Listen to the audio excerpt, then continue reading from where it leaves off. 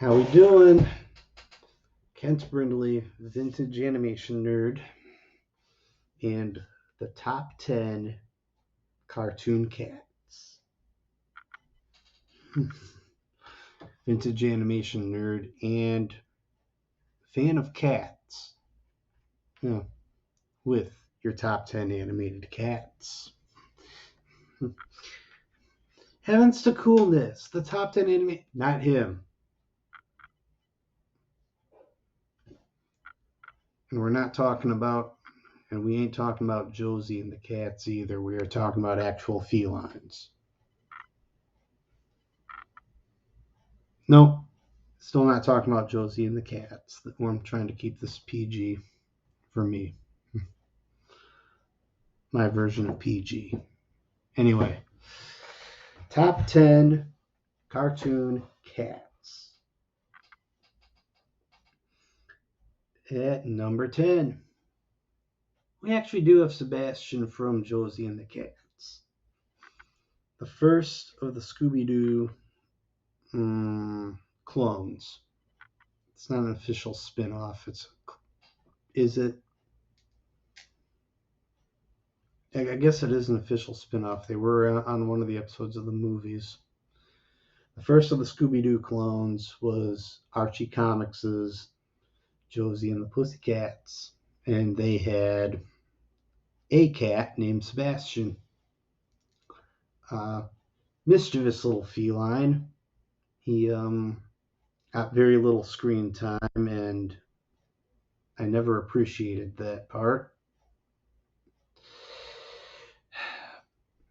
He was really more Alexandra's cat. He liked to try to help her schemes. He liked to try to help out in her schemes, or he was usually ordered to help out. And then when her schemes blew up in her face, he'd usually get a good chuckle out of that. Was usually the first to get a good laugh out of it. But he was always there to help catch the crooks. He never really got the appreciation or screen time that he deserved, especially not after they were blasted into outer space and along came the bleep. But don't get me started on the second season. Sebastian was to Josie and the Gang what should have been to Josie and the Gang what Scooby-Doo was to Mystery Inc. Just never worked out that way. I did appreciate his character, and I liked the little Muttley laugh that he did. That snicker. Number 9, we've got Disney's Figaro, as seen in Pinocchio and in the Disney shorts. Figaro, again, was very underutilized in the original Disney shorts. In fact, he may have been Minnie's cat in the few Disney shorts that he was in, and he was definitely consistently Pluto's rival. Wait a minute, she was never really established. I guess to go by canon now, Figaro's a she. Anyway, she was really Pluto's rival in most of the shorts that they were in together, or more of a frenemy. And there was one short where she was opposite Cleo again, like she was in Pinocchio.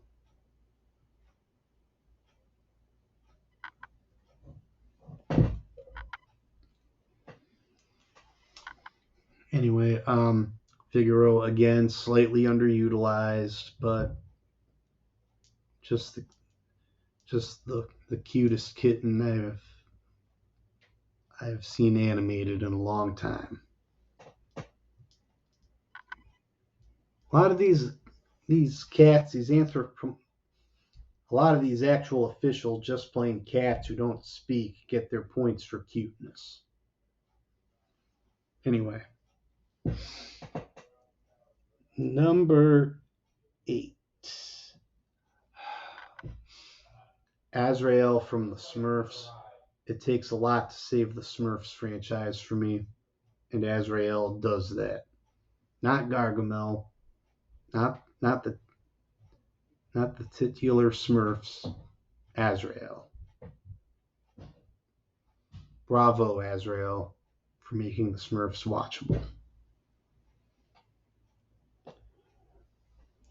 Speaking of a villainous cat that makes the show watchable, number 7, Mad Cat. Number 7, Mad Cat from Inspector Gadget. In this case, Dr. Claw and Mad Cat made Inspector Gadget watchable. Because, again, the titular hero was just such a bumbling buffoon that he just couldn't carry the show. So, shout out to Frank Welker and both of his characters of Dr. Claw and Mad Cat.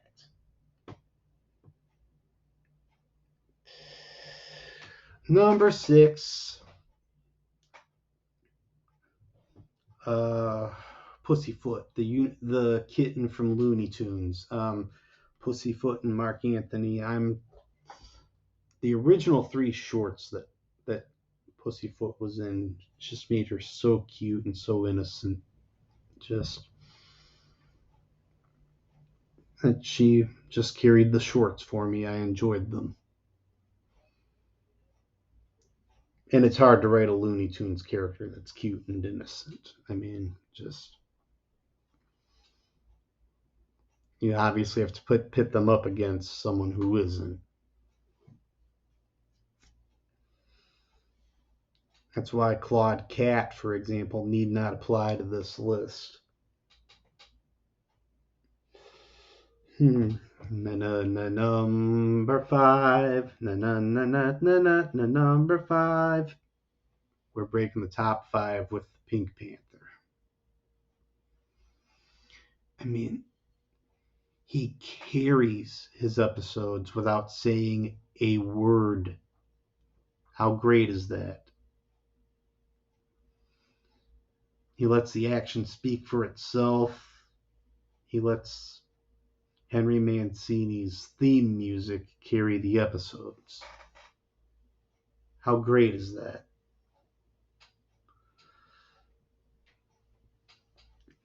Number 4 spot on this list of coolest cartoon cats is reserved for the chief, the king, but above everything, the most top cat. More Hanna-Barbera. Top Cat, the indisputable leader of the gang. Yes. Top Cat was a conniving little prankster. He just carried his series with such impeccable coolness and sway. And he appeared again in Yogi's Treasure Hunt to give out the missions to the treasure hunters. He just had the coolness to command attention.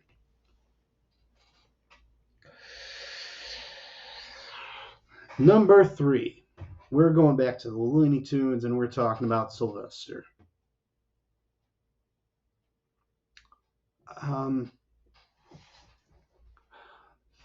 It's tough to decide who you're rooting for between Sylvester and Tweety. And I'll get back into that in a minute. But Sylvester just helped carry all of his shorts, whether he be opposite Porky Pig or he belonged to Granny, who constantly tries to keep he and Tweety separated.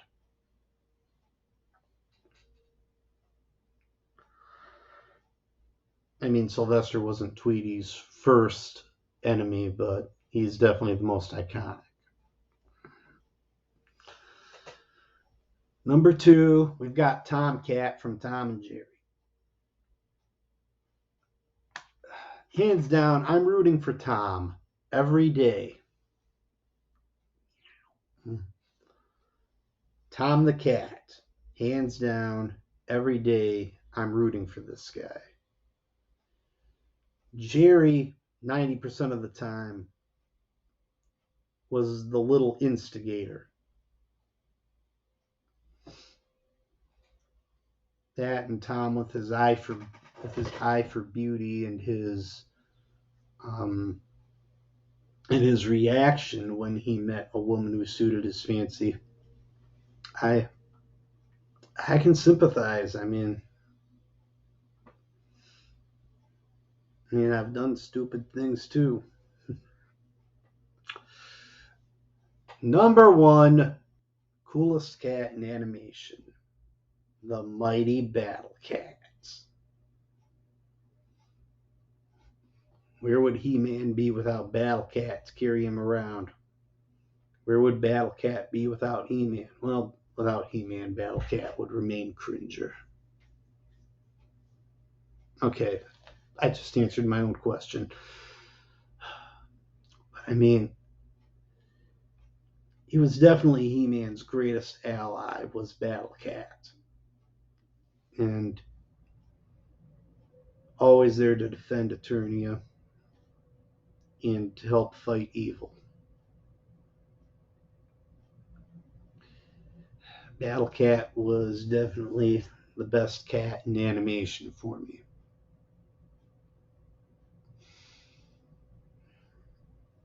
I am the vintage animation nerd and the cat person, Mr. Kent Brindley. I'll see you soon.